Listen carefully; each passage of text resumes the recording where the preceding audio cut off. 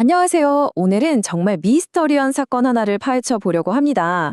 바로 금융시장 전체를 뒤흔들었던 비트코인의 갑작스러운 폭락 사건인데요. 대체 어떤 보이지 않는 손이 시장을 움직였는지 지금부터 저랑 같이 한번 추적해 보시죠. 이 사건의 진짜 미스터리가 바로 이겁니다.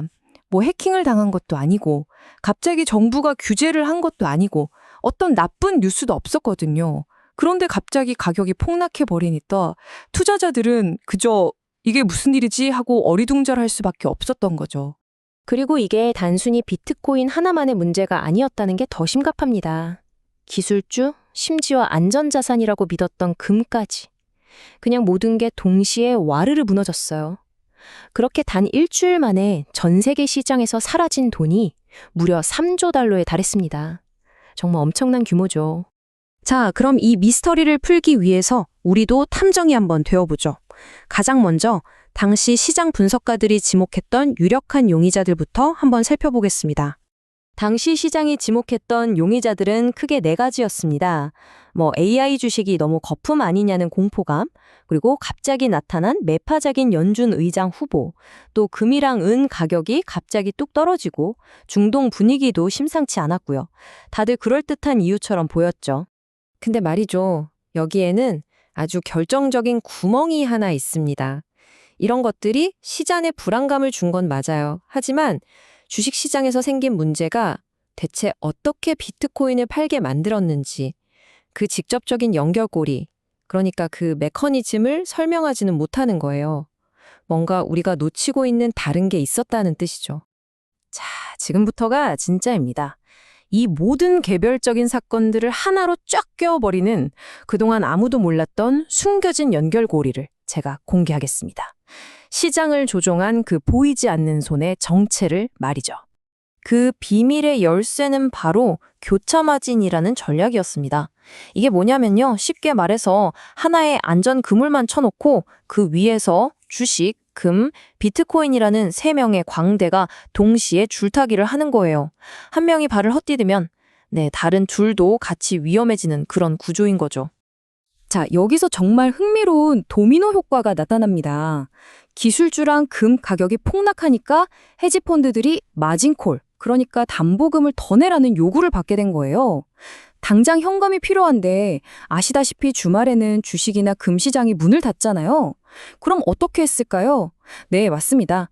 24시간, 365일 언제든 현금화할 수 있는 유일한 ATM, 바로 비트코인을 팔아서 급한 불을 끈 겁니다.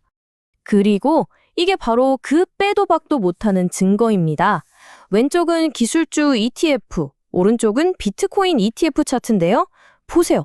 2월 5일에 두 차트의 움직임이 이건 뭐 거의 복사해서 붙여넣기 한 수준으로 똑같습니다. 이게 우연일까요? 절대 아니죠. 하나의 거대한 자금풀이 두 자산을 동시에 던져버렸다는 강력한 증거인 셈입니다. 사실 이 사건, 투자자들한테는 정말 고통스러운 기억이지만 역설적으로 비트코인의 위상이 얼마나 근본적으로 달라졌는지를 보여주는 아주 주요한 계기가 됐습니다. 이 표를 보면 정말 한눈에 들어오죠. 예전에는 4년마다 오는 반감기, 그러니까 공급 이슈와 개인 투자자들이 시장의 주인공이었다면 이제는 완전히 달라졌습니다. ETF를 통해서 들어오는 기관들의 수요가 시장의 왕이 된 거예요. 비트코인은 더 이상 혼자 노는 외딴섬이 아니라 글로벌 금융 시스템의 일부가 된 거죠. 그러니까 이제 4년마다 돌아오는 그 예측 가능한 사이클은 옛날 얘기가 됐다는 겁니다. ETF 하나가 움직이는 돈이 하루에 채굴되는 비트코인 양의 무려 12배가 넘어요. 이제 공급이 아니라 기관들의 수요가 가격을 쥐고 흔드는 완전히 새로운 시대가 열린 겁니다. 그렇다면 이 새로운 현실은 우리 같은 투자자들에게 대체 뭘 의미하는 걸까요? 우리는 지금 거대한 폭풍어 한가운데 서 있는 걸까요? 아니면 새로운 슈퍼사이클의 출발점에 있는 걸까요? 여기서 아주 인상적인 비유가 하나 나옵니다. 바로 들소, 바이슨인데요. 이 동물들은 폭풍이 오면 도망가지 않고 오히려 폭풍을 향해 정면으로 돌진한다고 해요.